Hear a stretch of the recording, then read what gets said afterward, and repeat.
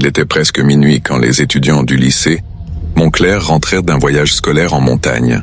Leur bus tomba soudainement en panne, au milieu d'une route froide et complètement isolée. Les professeurs décidèrent qu'ils n'avaient pas le choix. Ils passeraient la nuit dans un petit hôtel, situé à quelques minutes de marche. L'hôtel était ancien, entouré de grands arbres et de falaises sombres.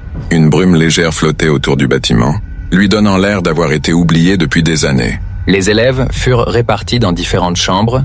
Et après le dîner, tout le monde alla dormir. Ou presque. Elian, Noah et Luna, 3 amis inséparables, reçurent une chambre avec vue sur la forêt.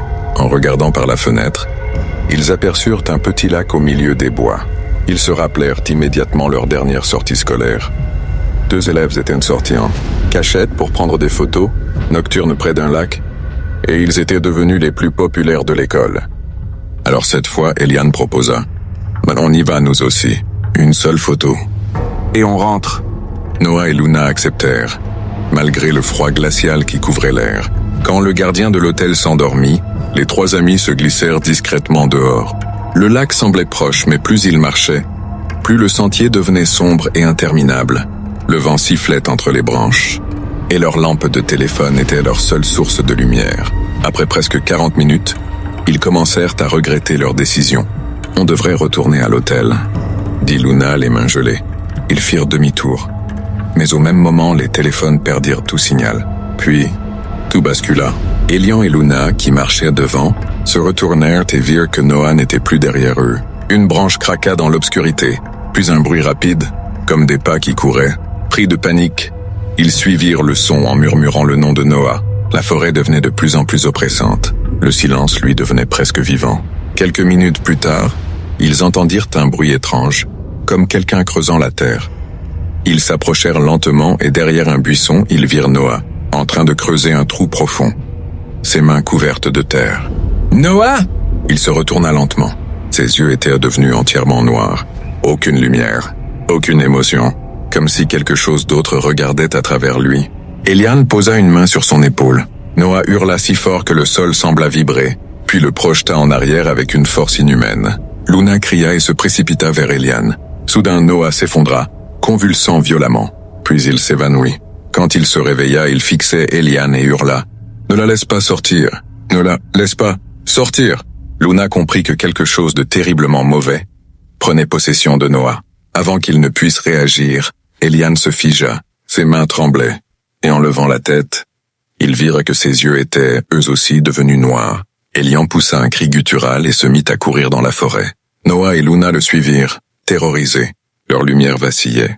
Finalement, ils le virent entrer dans une vieille maison en ruine, perdue au milieu des arbres. Une maison abandonnée depuis si longtemps qu'on aurait dit qu'elle n'avait plus de toit ni de vie. À l'intérieur, la scène qu'ils découvrirent leur glaça le sang. Eliane était suspendu dans les airs, inconscient. Et juste sous lui, une vieille femme au visage déformé, les cheveux blancs emmêlés, la peau pendante, les yeux complètement noirs. Elle parlait à Eliane, dans une langue incompréhensible. Quand elle remarqua Noah et Luna, elle poussa un cri strident et se mit à ramper vers eux comme un insecte rapide et affamé. Les 2 amis s'enfuirent, dévalant les escaliers. Mais la créature les suivait, glissant sur les murs, les plafonds, les pierres. Ils coururent dehors, incapables de respirer, la peur dévorant leur cœur. La forêt semblait les enfermer. Mais soudain, ils débouchèrent au bord du lac, le lac noir. Le sol céda sous leurs pieds. Ils tombèrent dans l'eau glacée. Quelque chose dans la profondeur les attirait vers le fond, comme une main invisible. Noah lutta de toutes ses forces pour remonter. Mais Luna vit impuissante, son amie disparaître sous l'eau, engloutie par une force qu'elle ne comprenait pas.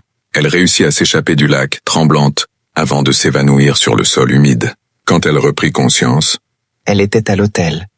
Il faisait jour. Des policiers entourèrent le bâtiment, et sous 2 draps blancs, posés près de l'entrée, se trouvaient les corps sans vie de Noah et Eliane. Luna hurla. Les habitants du coin expliquèrent alors l'histoire oubliée. Des années plus tôt, une femme vivait seule dans la forêt.